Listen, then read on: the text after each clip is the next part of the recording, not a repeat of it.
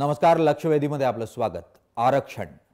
आरक्षण चर्चेचा विषय आहे, कारण आजच मुंबई उच्च न्यायालयानं मराठा समाजानं आरक्षणासंदर्भातली जी याचिका दाखल केलेली होती ती याचिका आपल्या खंडपीठासमोर सुनावणी करण्यास नकार देत हवं असल्यास आपण दुसऱ्या खंडपीठासमोर जा अशा स्वरूपाचे निर्देश दिलेत. यानंतर महाराष्ट्र सरकार लवकरच दुसरी याचिका घेऊन हायकोर्टात जाताना पाहायला मिळेल. मात्र न्यायिक कक्षेमध्ये मराठ्यांना आरक्षण दिलं गेलं तर ते टिकेल का हा प्रश्न कायम आहे आणि म्हणूनच आज आपण चर्चेला विषय घेतलाय तो आरक्षण. मराठ्यांचे राज्यातल्या विविध भागांमध्ये लाखोंचे मोर्चे हे आपल्याला पाहायला मिळत आहेत. आज नवी मुंबई आणि सोलापुरात काही लाखांचा मराठा समाजाचा मोर्चा जो आहे तो आपल्याला पाहायला मिळाला आणि त्यातून मागण्यांसाठीचा दबाव जो आहे तो सातत्याने महाराष्ट्र सरकारवर वाढतोय. याच मागण्यांना महाराष्ट्र सरकार बळी पडेल का, महाराष्ट्र सरकार या मागण्या मान्य करेल का हा प्रश्न सातत्याने उपस्थित होतोय आणि त्यातून काही प्रमुख मुद्देही उपस्थित होत आहेत. आपण कोणत्या प्रमुख मुद्द्यांवर चर्चा करणार आहोत त्याच्यावर एक नजर टाकूयात. पहिला मुद्दा, प्रगतीसाठी आरक्षण हाच एकमेव उपाय आहे का? आरक्षणानं मराठ्यांच्या समस्या संपतील, सुटतील? मराठा आरक्षण दिल्यास कोर्टात टिकेल का? मोर्चाच्या निमित्तानं मराठा समाज जागृत झालाय असं मानायचं का? आरक्षणाच्या निमित्तानं मराठा समाज एकसंघ होतोय असं चित्र निर्माण होत आहे का? हे प्रमुख मुद्दे आहेत जे आपण आज चर्चेला घेणार आहोत. या चर्चेसाठी म्हणून आपल्याकडे प्रमुख पाहुणे आहेत. ते म्हणजे प्रकाश आंबेडकर, भारिप बहुजन महासंघाचे अध्यक्ष. ते निश्चितपणे दलित समाजाची या पूर्ण मोर्चांकडे बघण्याची जी मानसिकता आहे ती काय या अनुषंगाने त्यांचं मत मांडतील. आणि त्याचबरोबर संभाजी ब्रिगेडचे विकास पासलकर आपल्याबरोबर आहेत, जे केंद्रीय निरीक्षक आहेत. ते मराठा समाजाची मुख्यतः भूमिका आपल्यासमोर मांडताना पाहायला मिळतील. यातून आपण मुख्यतः चर्चा पुढे घेऊन जाणार आहोत आणि सरकारची भूमिका याबद्दलची काय असेल. गणेश हाके भाजपचे प्रवक्ते काहीच वेळात आपल्याबरोबर असतील, आपण त्यांच्याशी चर्चा करू. पण या चर्चेमध्ये जर प्रेक्षक म्हणून तुम्हाला सहभागी व्हायचं असेल, तुम्हाला तुमचं मत नोंदवायचं असेल तर त्याची संधी तुम्हाला आहे. आमचं जे ट्विटर हँडल आहे जय महाराष्ट्र एन, यावरचा आजचा प्रश्न आहे, आरक्षणानं मराठ्यांची आर्थिक विवंचना संपेल काय? याचं उत्तर तुम्ही ट्विटरच्या माध्यमातून हो किंवा नाही या स्वरूपात देऊ शकता. कार्यक्रमाच्या शेवटी या उत्तराचा काय परिणाम आहे ते आपण जाणून घेण्याचा प्रयत्न करू. सर्वात अगोदर मराठ्यांचे लाखोंचे मोर्चे हे रस्त्यावर पाहायला मिळत आहेत. त्यातून महाराष्ट्राचं राजकारण हे थोडंसं अस्थिर झालंय अशा स्वरूपाचं चित्र निर्माण झालंय. काय प्रमुख भूमिका मराठा समाजाची? संभाजी ब्रिगेडचे विकास पासलकर यांच्याकडे जाऊयात, त्यांच्याकडून जाणून घ्यात. पासलकर साहेब, आरक्षणानं मराठ्यांची आर्थिक विवंचना किंवा जे प्रश्न निर्माण झालेत ते सुटतील असं तुम्हाला वाटतं का आणि म्हणूनच ही आरक्षणाची मागणी आहे का? हो, बरोबर आहे की आरक्षणाची जी मागणी आहे ती आज नव्याने निर्माण झाली अशी नाहीये.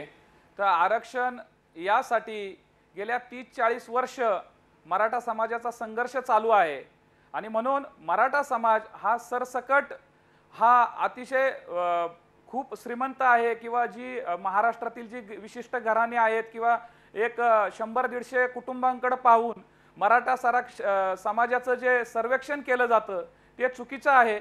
बहुसंख्य समाज हा अतिशय दारिद्र्य अवस्थेमध्ये आहे. त्यामुळं या समाजाचे जर प्रश्न सुटायचे असतील तर त्याला आरक्षण हे द्यावंच लागेल आणि आरक्षणाच्या माध्यमातून हा समाज आज रस्त्यावरती ज्याप्रमाणे उतरतोय त्यामध्ये विशेषतः तुम्हाला तरुण मुलांचं प्रमाण जास्त दिसतंय. त्याच्यामध्ये कॉलेज विद्यार्थी आहेत, विद्यार्थिनी आहेत. या समाजाच्या भावना अतिशय तीव्र आहेत, कारण केवळ फक्त आम्ही मराठा समाजामध्ये जन्माला आलेलो आहोत आणि म्हणून आम्हाला जर शाळा कॉलेजमधील विद्यार्थ्यांना ॲडमिशनमध्ये जर टक्के पडून सुद्धा त्या ठिकाणी ॲडमिशन मिळत नाही, नोकरीमध्ये आम्हाला या ठिकाणी संधी मिळत नाही आणि म्हणून या दोन प्रमुख मागण्यांसाठी केवळ आम्ही मराठा समाजाच्या मागण्या सातत्याने सरकारसमोर मांडलेल्या आहेत की मराठा समाजाचा सरसकट ओबीसी मध्ये समावेश करावा आणि मराठा समाजाला शिक्षण आणि नोकरी या दोनच विषयामध्ये त्यांनी त्या ठिकाणी समावेश करून त्या विषयाचे मार्ग काढावा, कारण हा अतिशय जिव्हाळ्याचा प्रश्न झालेला आहे मराठा समाजाच्या दृष्टिकोनातून. अगदी मग आरक्षण मिळालं तर शिक्षण मिळेल. गौरवशाली इतिहास विकासजी तुमचा मुद्दा कळला. आरक्षण मिळालं तर शिक्षण मिळेल, शिक्षण मिळालं तर नोकरी मिळेल, नोकरी मिळाली की आर्थिक उत्पन्न वाढेल, समाज सुधारेल, हा तुमचा युक्तिवाद. बाळासाहेब आंबेडकर आपल्याबरोबर आहेत, आपण त्यांच्याकडे जाऊयात. त्यांचा समाज हा वर्षानुवर्ष आरक्षण घेतोय आणि आरक्षणानं समाज सुधारला का? त्यांना शिक्षण मिळालं का? त्यांना नोकरी मिळाली का? त्यांना आर्थिक विवंचनेतून बाहेर पडता आलं का? बाळासाहेब काय म्हणणं आहे तुमचं? समाजाला गेली 50 वर्ष आरक्षण मिळतंय, दलितांची परिस्थिती सुधारली का? मी दलितांची सुधारली न सुधारली हे माझ्या अंतर सरकारी आकडेवारी त्या ठिकाणी सांगते, परंतु माझ्या दृष्टीने असताना आरक्षण हे काही डेव्हलपमेंट मॉडेल आहे असं मी त्या ठिकाणी मानत नाही. परंतु आत्ता काही वर्षाच्या ह्याच्यामध्ये ज्या पद्धतीने असताना दलितांमधला विकास झाला आहे किंवा आदिवासींमधला असताना विकास झाला आहे, त्याच्यावरनं असताना अनेकांना असं वाटतं की हे एक डेव्हलपमेंट मॉडेल आहे आणि हे डेव्हलपमेंट मॉडेल आपण जर स्वीकारलं तर आपल्यालाही त्या ठिकाणी प्रगतिशील होऊ शकतं. पण याच्यातला मुळात फरक एक असं बघितलं पाहिजे आपण की दलित असेल, आदिवासी असेल, यांच्यामध्ये शून्य शिक्षण होतं आरक्षण असेपर्यंत. आरक्षण आल्यानंतर शिक्षणामध्ये जाण्याची त्यांना संधी मिळाली, कारण का बंदी जी होती ती उठली आणि शिक्षणाची बंदी उठल्यानंतर मग शासनाने मदत करून त्यांना असताना शिक्षण दिलं आणि त्याच्यामुळे आपल्याला आता असताना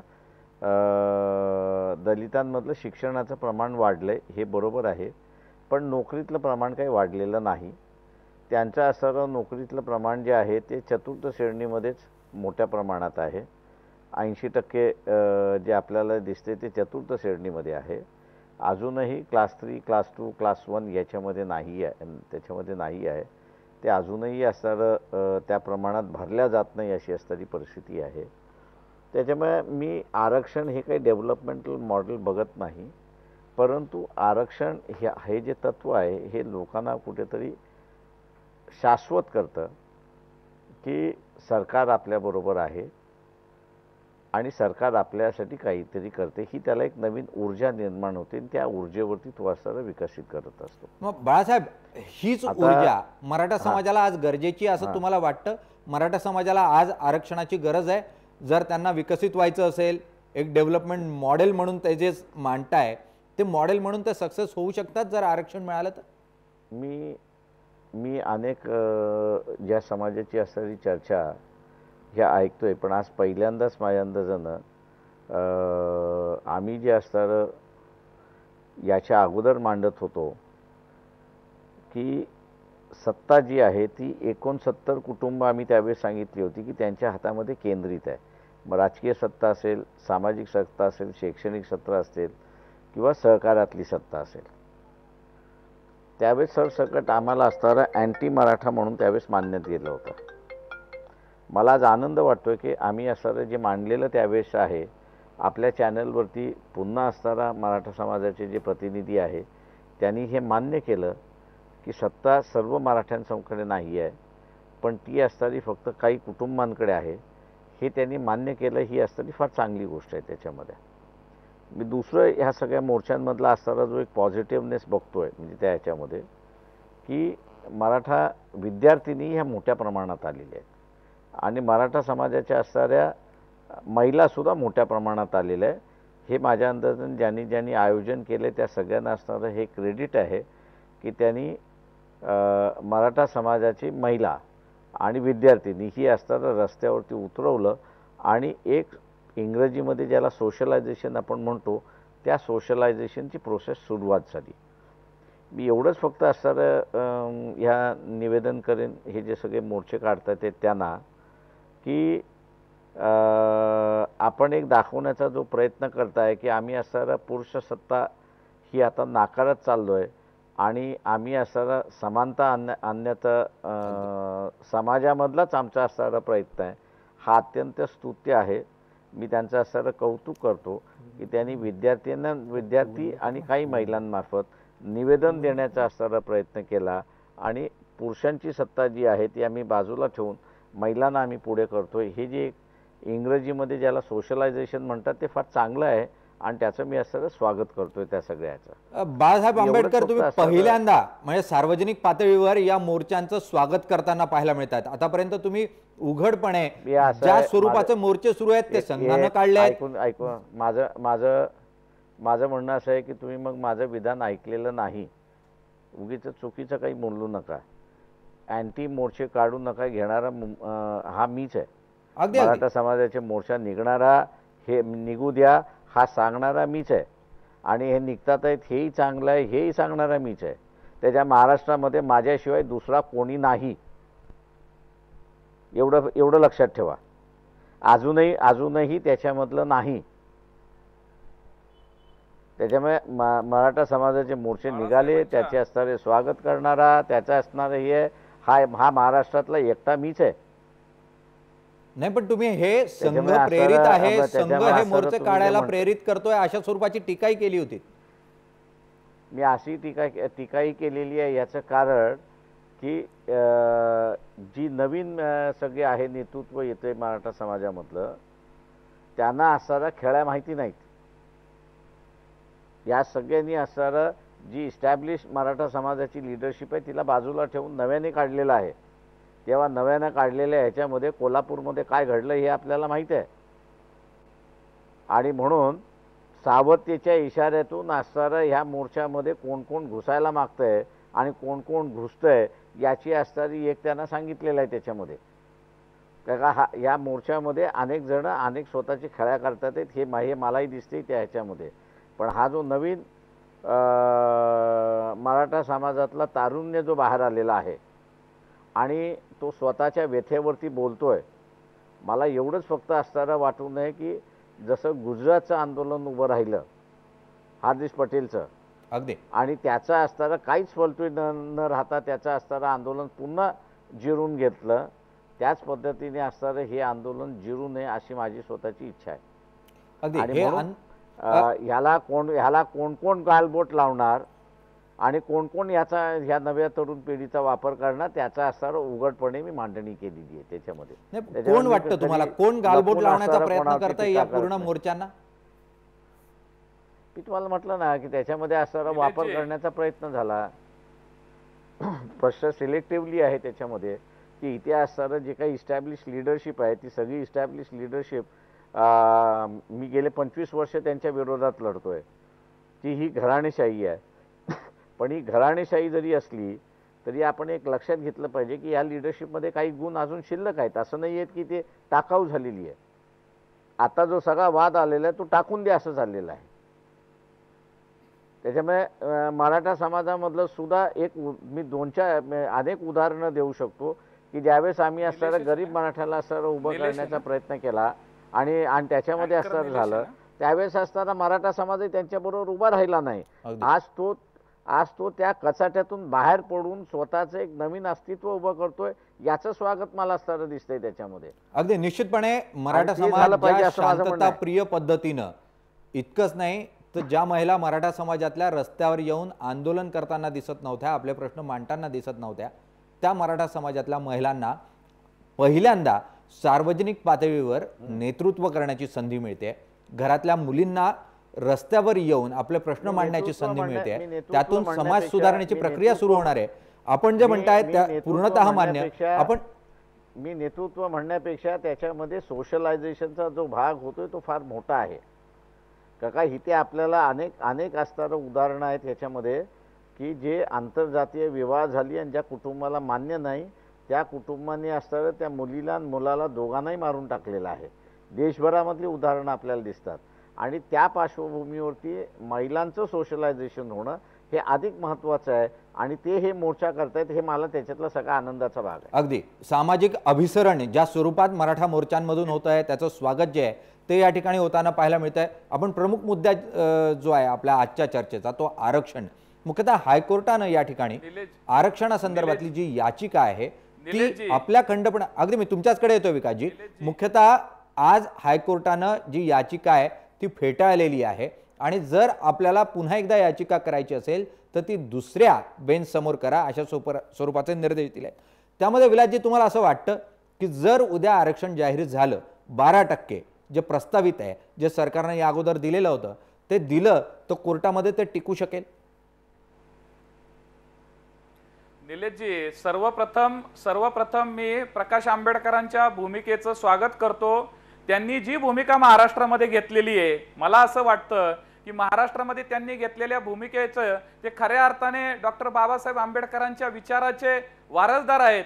ते त्यांच्या रक्ताचे जरी वारसदार असले तरी त्यांच्या विचारांचे वारसदार होण्याचं त्यांनी जे धाडस दाखवलेलं आहे की मराठा समाजाचे जे मोर्चे निघतात, मराठा समाजामध्ये आरक्षणाच्या संदर्भात किंवा विविध विषयावरती हे उत्स्फूर्त मोर्चे निघत असताना त्या समाजामध्ये आतमध्ये काय खतखत आहे आणि त्या संदर्भातलं त्यांचं जे विश्लेषण आहे आणि त्यानंतर त्यांनी त्यांच्या समाजाला जे आव्हान केलेलं आहे की प्रतिमोर्चे काढू नयेत. प्रतिमोर्चे काढले म्हणजे काही विशिष्ट मंडळींचा जो हेतू आहे मराठा आणि दलित वाद निर्माण करायचा, त्या वादाच्या पार्श्वभूमीवरती किंवा तो वाद होऊ नये या दोन समाजामध्ये एक सामाजिक दृष्ट्या अतिशय चांगलं वातावरण निर्माण झालेलं आहे महाराष्ट्रामध्ये. तर केवळ फक्त कुणीतरी या वादाची परिणिती होऊन दोन समाज तेढ निर्माण होऊ नये म्हणून त्यांनी जी भूमिका घेतली ती भूमिका सर्व महाराष्ट्रामध्ये घेताना सर्वांनी घ्यावी, ती दिसत नाहीये. मी प्रथमतः त्यांचं या घेतलेल्या भूमिकेबद्दल अभिनंदन आणि स्वागत केलेलं आहे. आम्ही स्वतः या 20 वर्ष 25 वर्ष महाराष्ट्रामधील अनेक संघटना हे सामाजिक ऐक्याचं काम करतंय आणि आम्ही कुठल्या प्रकारचं काम करतोय, सर्व समाजाला बरोबर घेऊन जाण्याचं काम करतोय. त्यामुळं प्रकाश आंबेडकरांच्या भूमिकेचं मी निश्चित असं स्वागत करतो. नाही, पण विलासजी, ज्या स्वरूपामध्ये मोर्चे निघताय, मोर्चे शांततेच्या मार्गाने आहे, लाखोच्या संख्येने आहे, पण त्यातून जो दलित समाज आहे, जो ओबीसी समाज आहे, त्यामध्ये एक भीतीचं वातावरण पसरत आहे का? त्यातून एक दहशत दबाव तयार करण्याचा प्रयत्न केला जातोय का? असा जो युक्तिवाद केला जातोय, अशी जी टीका होते, त्या टीकेकडे तुम्ही कसं बघता? बिलकुल बिलकुल नाही, सांगतो त्याच्यामध्ये की एक असं आहे की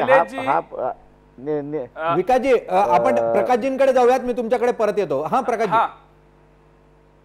एक सांगतो की माझ्याकडे माहिती आहे की काही जण मुद्दामून हे ज्यावेळेस दलितांचे मोर्चे निघाले नाहीत, ओबीसीच्या रिॲक्शन्स आल्या नाहीत, त्यावेळेस काही जण दलितांकडे गेले आणि काही जण ओबीसींकडे गेले की मराठा समाजाचे असणारे जे मोर्चे निघतात आहेत, या मोर्चाच्या विरोध जो आहे तो पहिल्यांदा असा सांगण्यात आला की तो दलितांच्या विरोधात आहे. हा फार मोठ्या प्रमाणात प्रचार झाला आणि हा ज्यावेळेस माझ्या लक्षात आलं आहे की बाई हे असं पेटवण्याचं चाललेलं आहे, तेव्हा आपण म्हटलं तर आपण भूमिका घेतली पाहिजे. तीच आत्ता मला असताना दिसतंय की ओबीसीच्या मध्ये सुद्धा की मराठा समाजाचं आरक्षण आलं तर तुमचं आरक्षण जाईल असाच प्रचार त्या ठिकाणी केला जातोय. आणि हे करणाऱ्या ज्या शक्ती आहेत त्या मी अगोदर आयडेंटिफाय केलेले आहेत, त्याच्यामध्ये पुन्हा पुन्हा आयडेंटिफाय करण्यामध्ये अर्थ नाही आहे. परंतु हा प्रयत्न चालला होता की त्याच्यामध्ये अशा रीतीने महाराष्ट्राचं जे आहे ते वातावरण बिघडलं पाहिजे, समाज हा जातीच्या नावाने तिथे उभा राहिला पाहिजे आणि अशी काही भिंती उभ्या राहिल्या पाहिजेत की ज्याच्यामध्ये एकमेकांचा विस्तव जाणार नाही, अशा रीतीची असणारी व्यूहरचना होती. मी महाराष्ट्राच्या जनतेचा असणारा कौतुक करेन की मी एक साधा फक्त असणारा तिथं निमित्त झालो आणि कोणीही आता रिॲक्शन देत नाही, हे माझ्या दृष्टीने फार चांगलं आहे. अत्यंत स्वागतार्ह गोष्ट आहे. अन्यथा जी कायदा सुव्यवस्थेची परिस्थिती तयार झाली असती ती निश्चितपणे पुरोगामी म्हणवणाऱ्या महाराष्ट्रासाठी दयनीय अशी परिस्थिती म्हणून बघितली गेली असती.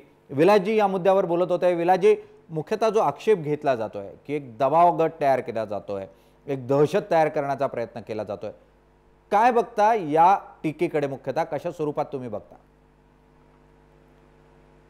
बघा, हे निलेशजी तुम्ही लक्षात घ्या की जो पराक्रमी समाज आहे, ज्याच्यामध्ये लढण्याचे अत्यंत आक्रमकता आहे, तो समाज आज शांततेच्या मार्गाने, संयमाच्या मार्गाने, गांधीजींच्या आणि बुद्धाच्या मार्गाने चाललेला आहे. हे लक्षात घ्या. 350-400 वर्षापूर्वी ज्या समाजाने इतिहास घडवलेला आहे, असा गौरवशाली इतिहास घडवणारा समाज, हातामध्ये तलवारी घेऊन लढणारा समाज आज संयमाचं दर्शन घेतोय. लाखोच्या संख्येने मोर्चे येत आहेत, समाजाचे उत्स्फूर्त लोक रस्त्यावरती उतरत आहेत आणि लोक उतरत असताना लोक कुठलीही घोषणा देत नाहीयेत मोर्चामध्ये. संपूर्ण मोर्चातून जात असताना त्या ठिकाणी फक्त जे कोर कमिटीने किंवा ज्या लोकांनी समाजाच्या लोकांनी जे ठरवलेले ते निवेदन आम्ही कलेक्टरकडे देतोय. आणि विशेषतः दलित बांधवांना आणि ओबीसी बांधवांना कुठेही घाबरून जायचं काही कारण नाहीये, कारण हा कुठल्या समाजाच्या विरुद्धची आमची ही लढाई नाहीये.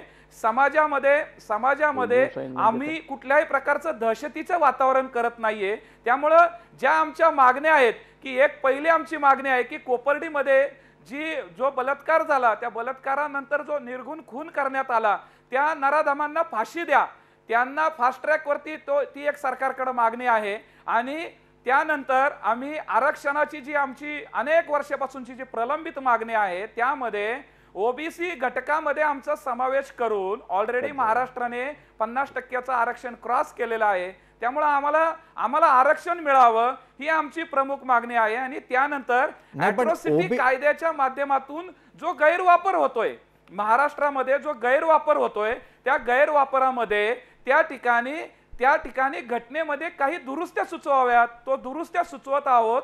आणि त्या माध्यमातून त्याच्यामध्ये फक्त बदल व्हावा, गैरवापर टाळला जावा, गैरवापर होऊ नये. विकासजी अगदी तुमचा मुद्दा जो आहे तोच मुद्दा घेऊन आपण प्रकाशजींकडे जाऊयात. प्रकाशजी, अॅट्रॉसिटीचा गैरवापर होतोय आणि त्यामुळे त्याच्यात संशोधन सुधारणा या व्हायला हव्यात अशा स्वरूपाची जी मागणी केली जाते ती तुम्हाला मान्य आहे का? प्रकाशजींशी संपर्क या ठिकाणी नाही होते आपला, आपण पुन्हा त्यांच्याकडे जाऊयात. पण प्रमुख जो मुद्दा येतोय की या ठिकाणी आरक्षणाबरोबर दुसरी जी प्रामुख्याने मागणी येते ती अॅट्रॉसिटीची, आणि तोच वादाचा मुद्दा होतोय. कारण दलित समाजातला एक वर्ग आहे जो म्हणतो अॅट्रॉसिटीचा गैरवापर होतो, अशा स्वरूपाचा युक्तिवाद काही मान्य नाही आणि त्यामुळे त्यात कोणताही बदल जो आहे तो मान्य होणार नाही. विकासजी, मुख्यतः हा जर बदल या ठिकाणी होताना दिसला नाही तर काय भूमिका असेल तुमची? असं आहे की अनेक वर्ष समाजामध्ये ही खतखत आहे की अॅट्रॉसिटी कायदा रद्द व्हावा किंवा त्याबद्दल आमची कुठल्याही मराठा समाजाची ही मागणीच नाहीये. आयदर जे मोर्चे निघतायत त्या ठिकाणी काय होतं की महाराष्ट्रामध्ये विनाकारण चुकीचा प्रचार केला जातो आणि प्रसारही केला जातो की मराठा समाज हा अॅट्रॉसिटीचा कायदा रद्द करा ही आमची मागणी आहे. तर अशी कृपा करून कुठलीही मागणी नाही. जी आजपर्यंत जे आम्ही सरकारला निवेदन दिलेले, जिथे जिथे मोर्चे निघालेले, जिथे जिथे जिल्हाधिकाऱ्यांना निवेदन दिलं त्या निवेदनामध्ये अॅट्रॉसिटी कायद्यामध्ये जो होणारा गैरवापर आहे तो थांबावा. आता गैरवापर थांबणं पाहिजे हा यासाठी मराठा समाजातील काही जाणकार मंडळींनी, दलित समाजामधील जाणकार मंडळींनी पुढे येऊन त्या ठिकाणी सरकारला काही आम्ही निवेदन करणार आहोत आणि निवेदनाच्या माध्यमातून या राज्यामधील जे काही कायदे विधी तज्ञ असतील विकासजी याच मुद्द्यावर आपण प्रकाशजींकडे जाऊयात. प्रकाशजी, अॅट्रॉसिटीचा कायदा आणि त्याचा गैरवापर हाही एक प्रमुख मुद्दा आहे आरक्षणाबरोबर. तुम्ही संशोधन करायला, संविधानामध्ये सुधारणा करायला या मुद्द्यावर तयार आहात का? आणि जो आक्षेप घेतला जातोय अॅट्रॉसिटीच्या अंगानं तो तुम्हाला मान्य आहे का? ते मुळात माझं म्हणणं हा केंद्राचा कायदा आहे आणि त्याच्यामुळे आत्ताच त्याची असणारी ज्याला आपल्याला म्हणता येईल की एक 3 महिन्यापूर्वी म्हणजे डिसेंबरचं जे अधिवेशन झालं त्या अधिवेशनामध्ये सखोल चर्चा त्याच्यामध्ये झाली आणि त्या सखोल चर्चेमध्ये जे काही बदल घडवायचे होते ते बदल घडले, मी असं त्या ठिकाणी मानतोय. दुर्दैवाने मी असं म्हणेन की राष्ट्रवादीचे, काँग्रेसचे जे काही मराठा समाजाचे किंवा सेनेमधले असतील, BJP मधले असतील, जी काही मराठा मंडळी आहेत, मी ही मोर्चे चालू झाल्यानंतर ते असणाऱ्या सगळं पार्लमेंटमधलं असणारं बघत होतो की कोणी काय काय दुरुस्ती म्हणजे थोडंसं अभ्यासाच्या दृष्टिकोनातून काय काय दुरुस्त्या मांडल्यात म्हणून असतं त्या ठिकाणी बघत होतो. तर मला असणारं काही दुरुस्त्या मांडताना त्या ठिकाणी दिसल्या नाहीत त्या सगळ्या ह्याच्यामध्ये. आणि म्हणून मला वाटतं आता असणारं जे काही दुरुस्तींच्या संदर्भातला असणारं जी काही चर्चा आहे ती चर्चा माझ्यानं सुरुवात करायची असेल तर मी असं म्हणेन तिथे की आता हे जे मोर्चामधले जे नेतृत्व करणारी सगळी मंडळी आहेत त्यांनी बसून त्यांनी एक मसुदा तयार केला पाहिजे की त्याच्यामध्ये त्यांना कुठल्या असणाऱ्या गोष्टींवरती बदल झाला पाहिजे असं वाटतोय. कुठच्या ह्याच्यामध्ये संशोधन झालं पाहिजे असं वाटते. असं त्यांनी असताना एक निवेदन तयार केलं पाहिजे आणि त्या निवेदनाच्या आधारे धरून मग असताना ही चर्चा होऊ शकते त्याच्यामध्ये की खरंच काही गोष्टी त्याच्यामधल्या अडचणीच्या आहेत, काही आहेत. पण माझ्या माहितीप्रमाणे मी असताना सांगतो की माझा एक लोकांना नेहमीच सल्ला असतो की ॲट्रॉसिटी कायद्यामध्ये असताना मॅक्सिमम पनिशमेंट ही असणारी 2.5 वर्षाची आहे. तुम्ही IPC खाली असताना इंडियन पेनल कोड खाली असताना केसेस दाखल केल्या तर त्यांना असताना लाईफ लाँग सजा ही असताना होऊ शकते. त्याच्यामुळे हा जो ॲट्रॉसिटीचा जो कायदा आहे मुळात, हा ॲट्रॉसिटीचा कायद्याकडे ज्या ठिकाणी बघत असताना फक्त स्पेसिफिकली केसेस कशा रीतीने दाखल कराव्यात, कशा रीतीने कराव्यात, त्याच्यानंतर हा जो समूह आहे ॲट्रॉसिटीमध्ये येणारा जो आहे त्याला जे काही नंतर अडचणी बसत होत्या त्या सगळ्या ह्याच्यामधल्या त्याच्यामधनं हॅलो हां अरे बापरे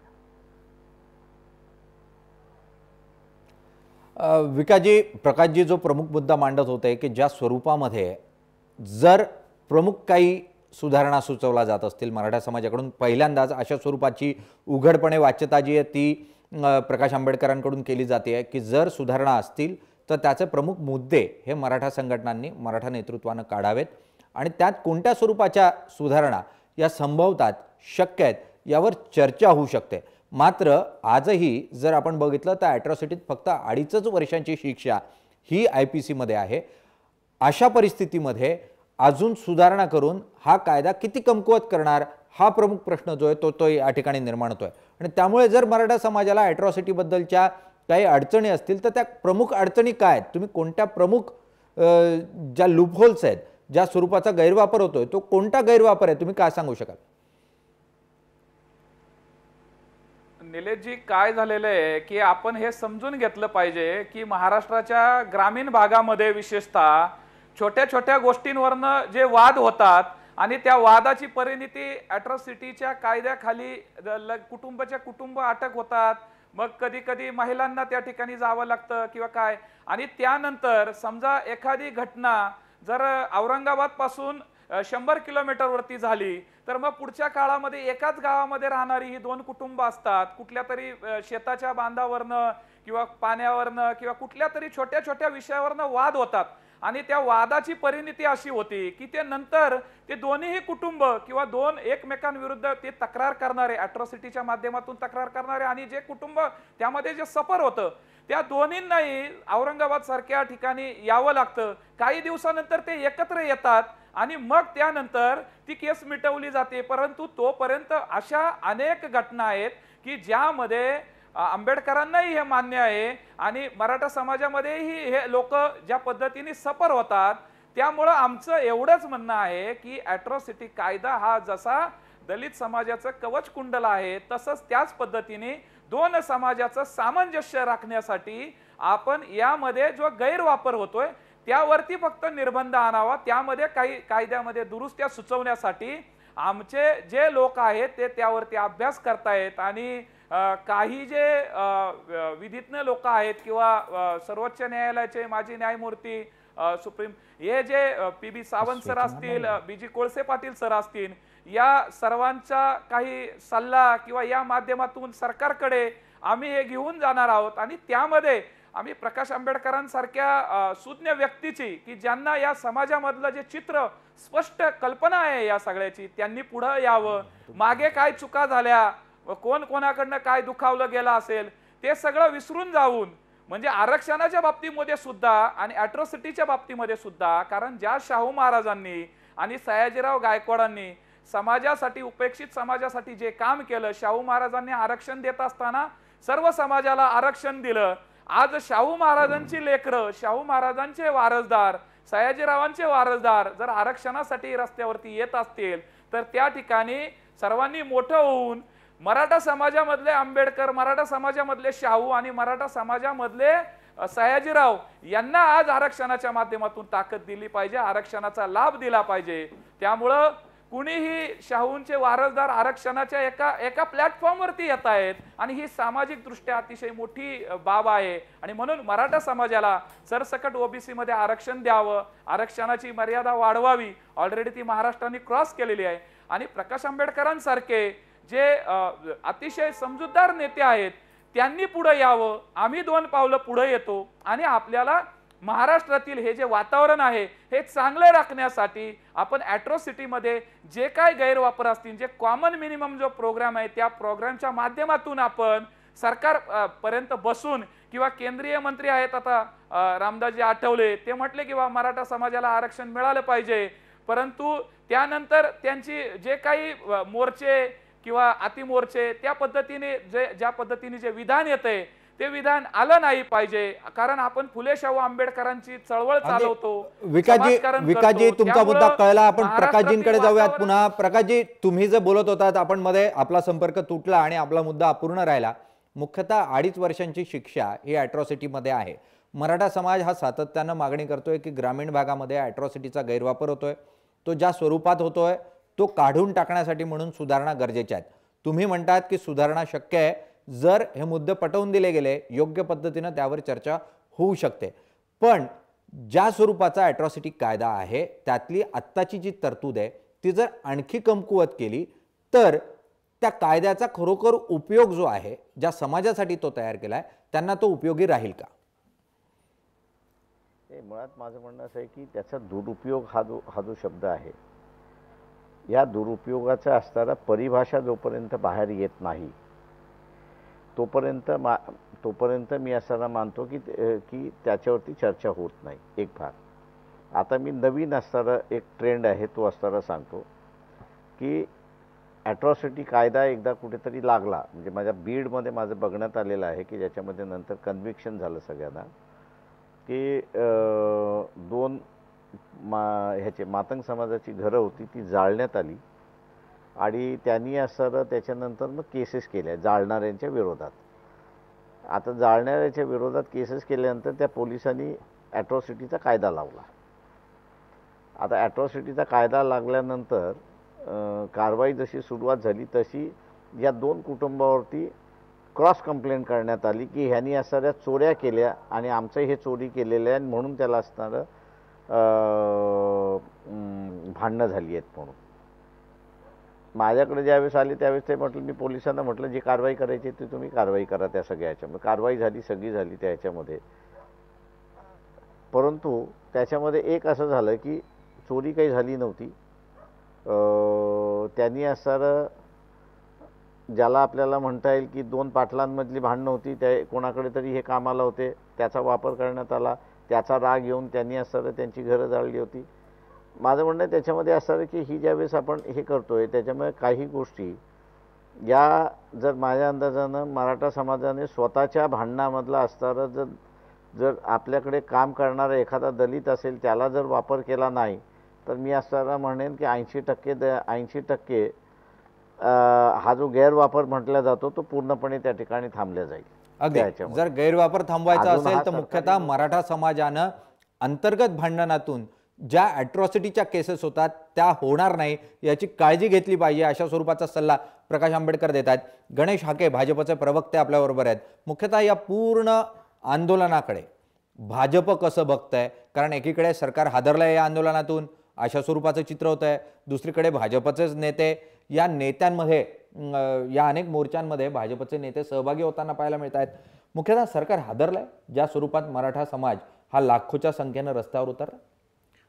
नाही, सरकार हादरलंय वगैरे असं काही चित्र नाही आहे.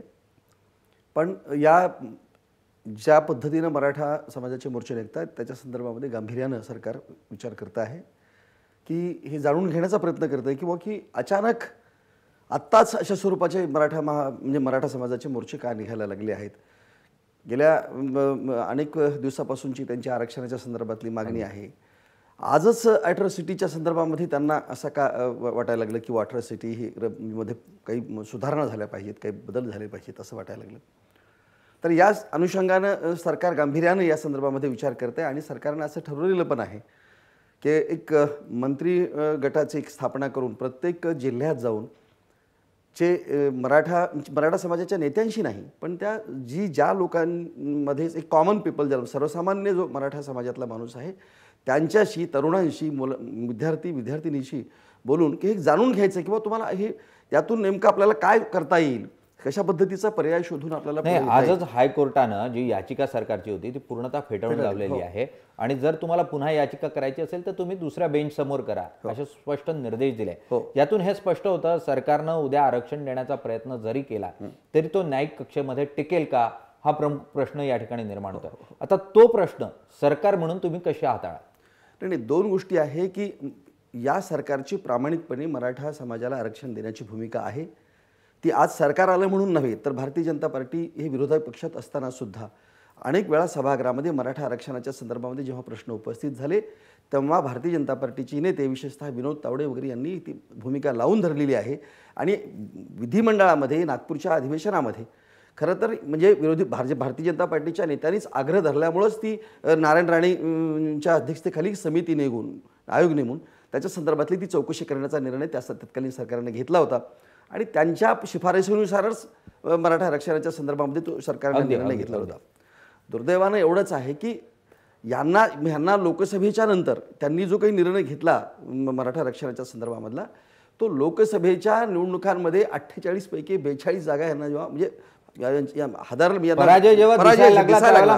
तेव्हा त्यांनी एक ऑर्डिनन्स काढून, अध्यादेश काढून तो निर्णय घेतला आणि ते मराठा समाजाचं आरक्षण झालं. पुढे आपण कोर्टामध्ये तो म्हणजे टिकला नाही, कोर्टाने त्याच्यावरती हे झालं. पण आजची जी भूमिका जी आहे हेच म्हणजे आम्ही ते समजून घेण्याचा प्रयत्न करत आहोत, भारतीय जनता पार्टी पण ते समजून घेण्याचा प्रयत्न आहे किंवा की आत्ता ज्या पद्धतीनं मराठा समाजाचे मोर्चे निघत आहेत तर या संदर्भामध्ये गांभीर्यानं विचार करत आहे आणि हे समजून घेण्याचा प्रयत्न करत आहे. आणि ठीक आहे, भाजपची स्पष्ट भूमिका आहे आरक्षण द्यायला काही हरकत नाही, त्या दृष्टीने आम्ही प्रयत्न करतोय. सरकार येत्या काळामध्ये त्या दृष्टीनं पुन्हा एकदा हायकोर्टात जाताना पाहायला मिळेल, हा प्रश्न सोडवण्याचा प्रयत्न करेल. प्रकाशजी, तुम्ही दलितांचे नेते म्हणूनच नाही तर वकिलीतले निष्णात आहात, बॅरिस्टर आहात, तुम्ही मुख्यतः या आरक्षणाकडे कसं बघता? मराठांचं आरक्षण म्हणून नको, पण ओव्हरऑल जो आरक्षणाचा मुद्दा आहे हायकोर्टामध्ये सातत्यानं हा विषय कसा प्रलंबित केला जाईल, हा विषय कसा टाळला जाईल किंवा आरक्षण देणं कसं शक्य नाही, हीच भूमिका ही कोर्टाची पाहायला मिळते. तुम्हाला वाटतं न्यायिक कक्षेमध्ये जर उद्या मराठा समाजाला आरक्षण दिलं गेलं तर ते टिकू शकेल? आपल्याला 1950 साली मद्रास हायकोर्टाच्या संदर्भातला एक सुप्रीम कोर्टाचा निर्णय आहे आणि तो असा होता की ब्राह्मण समाजामधला एक गरीब वर्गाला आणि त्याच्याबरोबर इतर वर्गाला त्यांनी असं आरक्षण दिलं होतं. त्या संदर्भातला सुप्रीम कोर्टाचा निकाल असा आला की ते जे परिपत्र काढलेलं आहे हे चुकीचं आहे, अनकॉन्स्टिट्युशनल आहे आणि तुम्हाला काही करता येणार नाही. आणि त्याच्यानंतर माझ्या अंदाजाने पहिलं कॉन्स्टिट्युशनल अमेंडमेंट झालं. बाबासाहेब त्यावेळेस लॉ मिनिस्टर होते आणि अत्यंत कडव्या शब्दामध्ये त्यांनी ते बिल मांडलं. राजेंद्र प्रसाद आणि त्यांचं त्यावेळेस सभागृहामध्ये भांडण झालं आणि भांडण करताना त्यांनी असणारं राजेंद्र प्रसादांना म्हटलं की तुम्ही आता असणारं आपली भूमिका बजवत नाही आहात. कोर्टाने दिलेला निर्णय हा योग्य की अयोग्य ह्याच्यापेक्षा येणाऱ्या सरकारला ह्या रिझर्वेशनच्या निर्णयातून काय काय त्रास होईल हा सगळ्यात मोठा प्रश्न आहे. आज खालचे कोर्ट जे आहे तो निर्णय प्रमाण म्हणून मानतात आहे. तेव्हा त्या निर्णयाच्या संदर्भातला दोरायस्वामी म्हणून असणारी ती केस होती. त्या निर्णयाचा जोपर्यंत कोणीही निकाल लावत नाही अगदी तोपर्यंत ही जी कायदेशीर लढाई आहे या कायदेशीर लढाईमध्ये काही कोर्ट तुमच्या बाजूला असतील, काही कोर्ट तुमच्या बाजूने नसतील.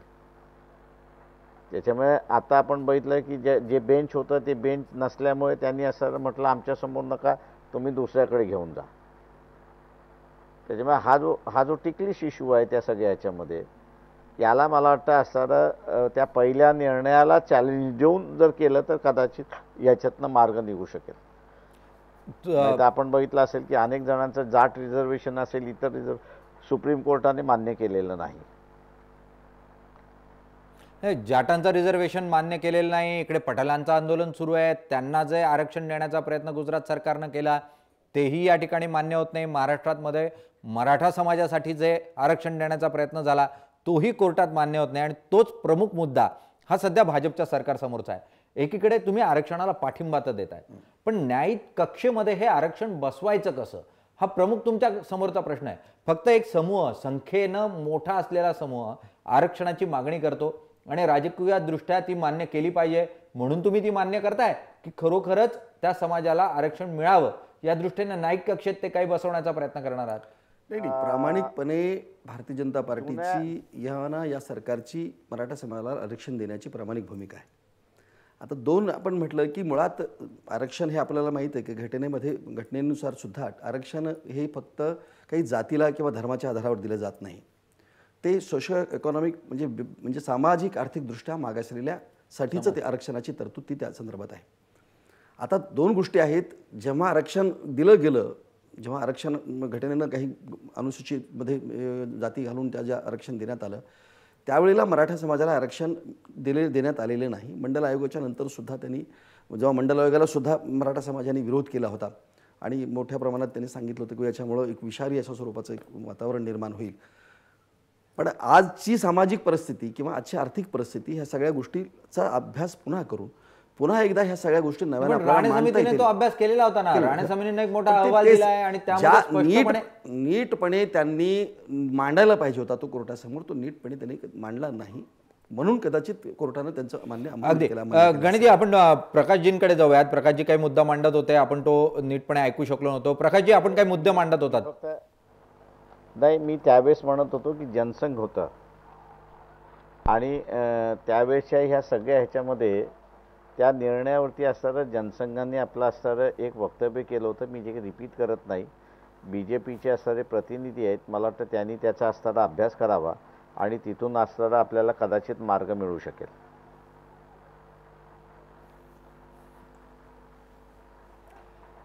मुख्यतः जनसंघाचं ते उदाहरण देतात आणि ते म्हणतात तुम्ही अभ्यास करा, तिथून तुम्हाला मार्ग मिळू शकेल की कशा स्वरूपात हे आरक्षण दिलं जाऊ शकतं.